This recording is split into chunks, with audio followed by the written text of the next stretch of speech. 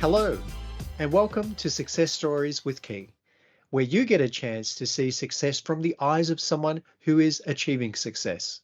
What is success? Success means different things to different people. I'm interested in hearing from these people to find out about their achievements, their challenges, and their keys to success.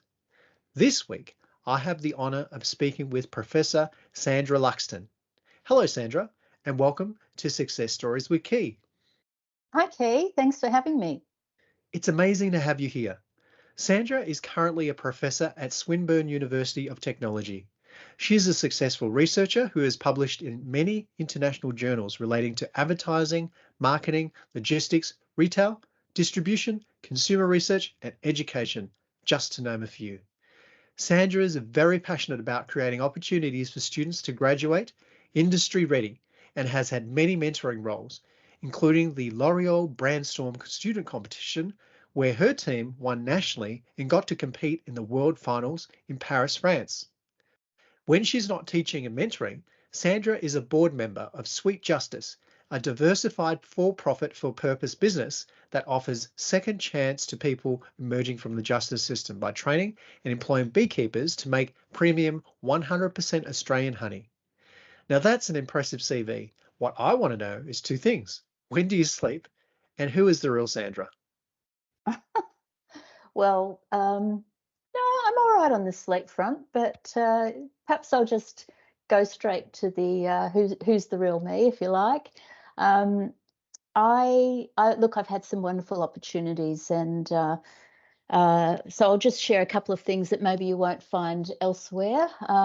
I moved from Bayside, Melbourne to regional Victoria 2 or 3 years ago now, and just absolutely love being a lady of the country now.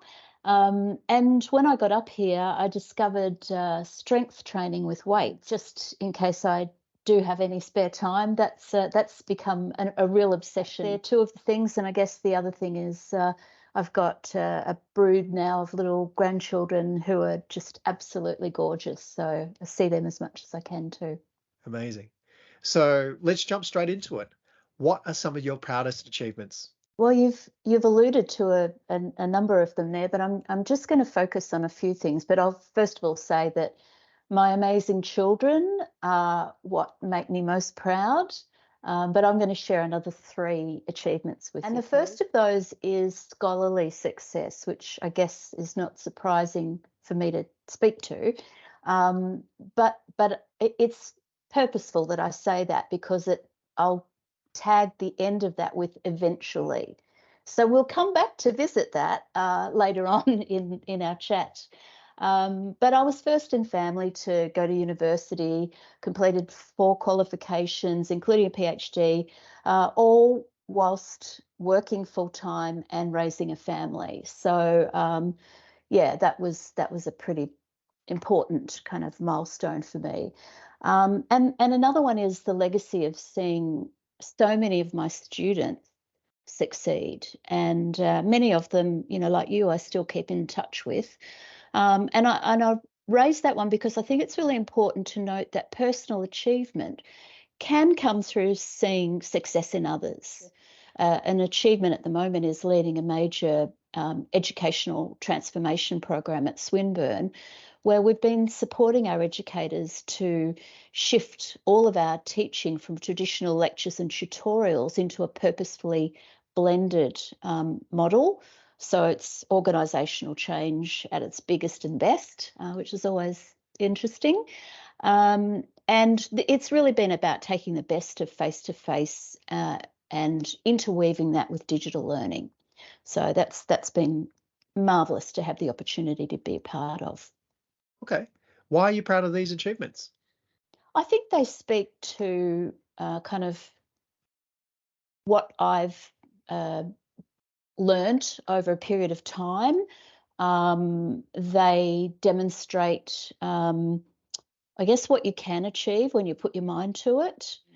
And yeah, I just think that they're some things that I probably never would have expected that I would in fact achieve.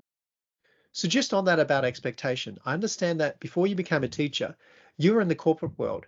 So when you first started out, did you think you'd be doing what you're doing currently? Good heavens, no. After an interesting kind of high school background, I ended up going into BP and worked my way up into the marketing area. And they put me through their education scheme, which is how I kind of connected in with the world of academia. But I really had no idea, what I even wanted to do, let alone think I'd be an academic and later a senior leader in education.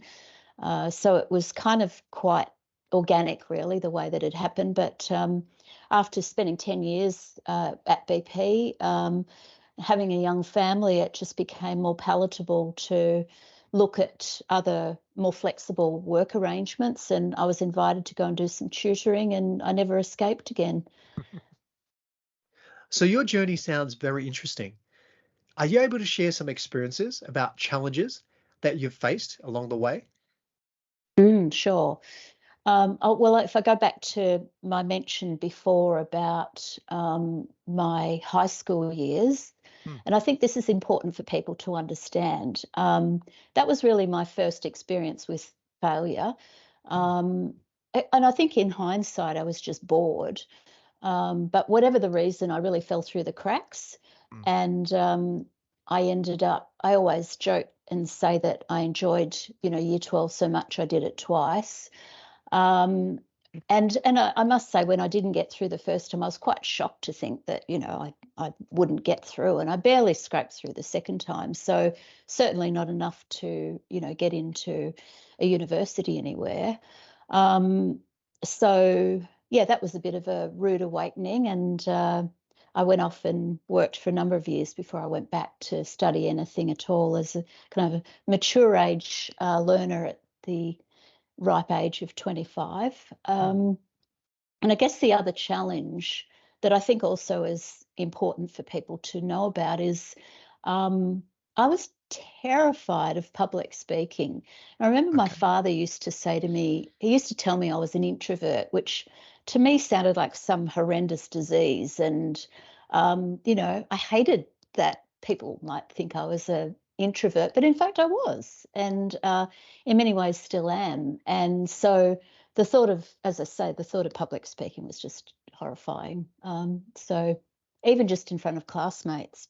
Hmm. So that was quite a bit to overcome. So how did you overcome these failures? Well, I think it was about hard work and perseverance, Mhm. and making up my mind just to commit. I studied at night, and so I had to be really well organised. I had young kids as well.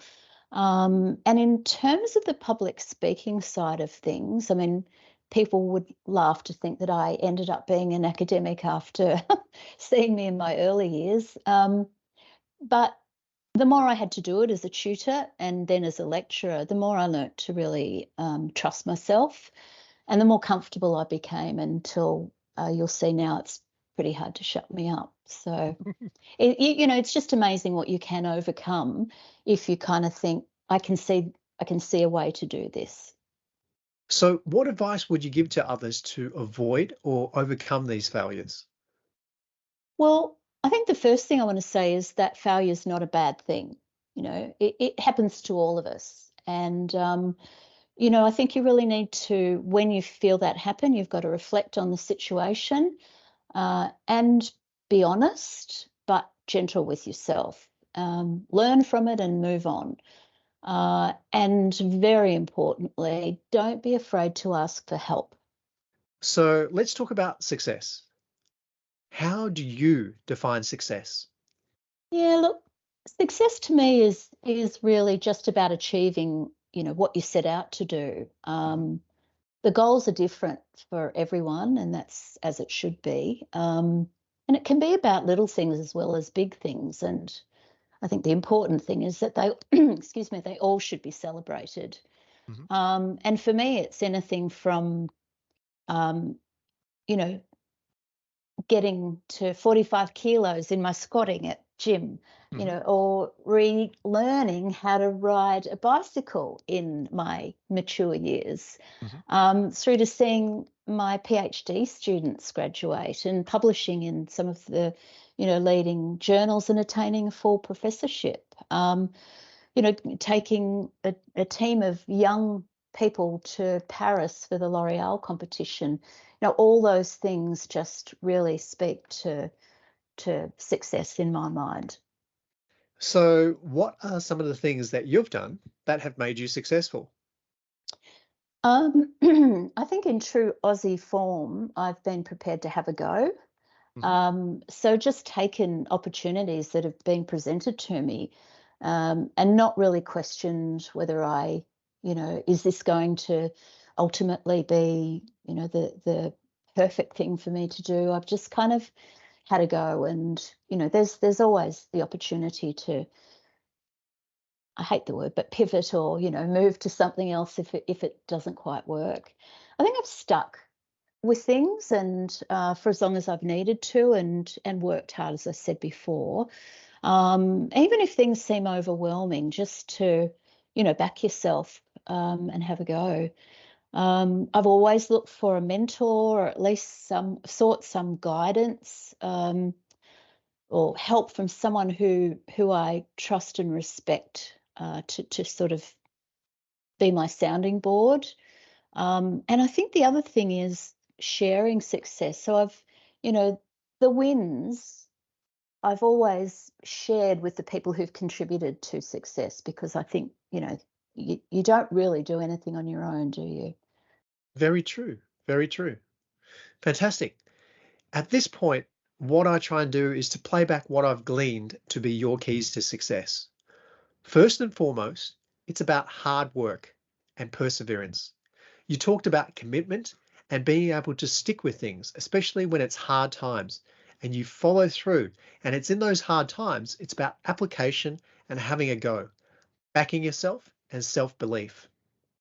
When you do discover concerns or challenges or gaps, it's about reflection and being honest and open with yourself, and especially not being too harsh on yourself, being gentle. The other thing was asking for help and looking for external guidance. And the last thing you mentioned was to share your successes. So these are the keys to success that I've gleaned from our conversation. Have I captured this correctly? Yep, sounds good, Key. So my wrap-up question, what advice would you give to your younger self? Oh, so many things. Some I won't go public with, but let's start with being a good listener. I think that that's a bit of an acquired skill, and you won't always have the answers.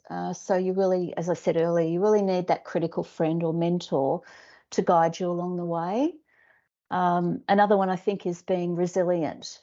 Career paths are really not linear. And, it's likely you'll do lots of different things. But I honestly believe that no experience is wasted. And if I look at my years in industry and marketing, that's really informed the sort of relationship focus that I bring to being an academic and leader. So all of the work, all of the experience you have really informs the sort of person you are and what you bring to your future. And you really never stop learning. So mistakes, you should expect them and learn from them, let go, as I said. And success is very personal, and what applies to me won't necessarily to another person. But celebrate all of your milestones. And I think the last thing that I'd like to say is, above all else, believe in yourself, live with integrity, and be true to you. Thank you so much, Sandra. It's been a really amazing conversation, and I really appreciate the time you've taken to share these insights with us. And thank you so much for your generosity. It's been an absolute pleasure. Thanks for having me, Kay. If you found this useful, please like, subscribe, and share this with your friends. Follow Key to Success so you can benefit from my learnings as I undertake my own journey to success.